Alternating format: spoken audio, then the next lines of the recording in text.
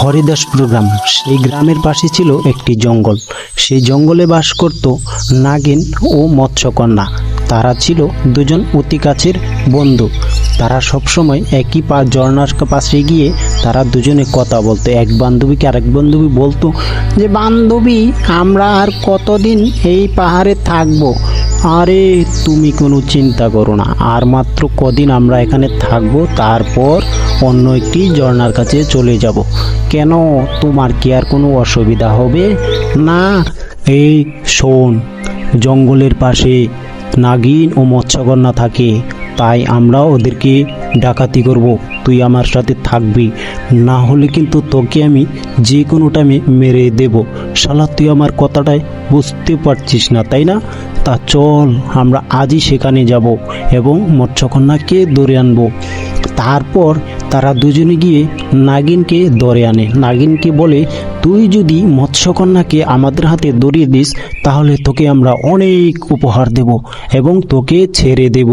মৎস্যকন্যা সেখানে বলে, না না, আমি তোমাদের কথাতে কিছুতেই কাজ করব না।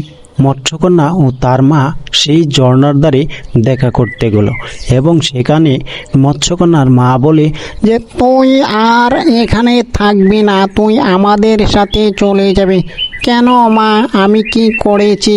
আমি চাই এখানে আমার একটা নতুন বান্ধবীর সাথে থাকতে, তুমি কেন দেবে না? না, তুই এখানে থাকতে পারবি না।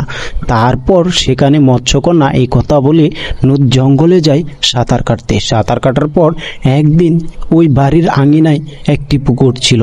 তারা দুজনে ওই পুকুরের পাশে দুজনে এক একজনকে বলতে লাগলো যে, কি বান্ধবী, আমার মা আমাকে নিতে এসেছে, আমি কি চলে যাব?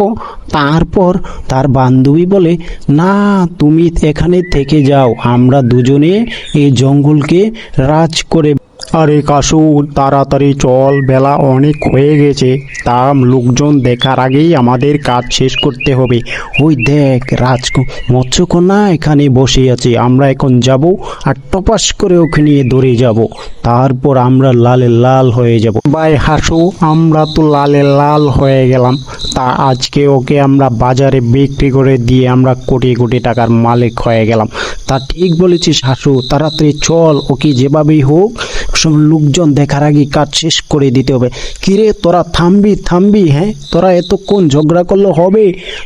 আরে লল্লু যে, তোমাকে বহুদিন পর দেখা হয়েছে, তা তুমি কেমন আছো? হ্যাঁ, শুনেছি মৎস্যকন্যাকে কাশু ডাকাত জব্দ করেছে।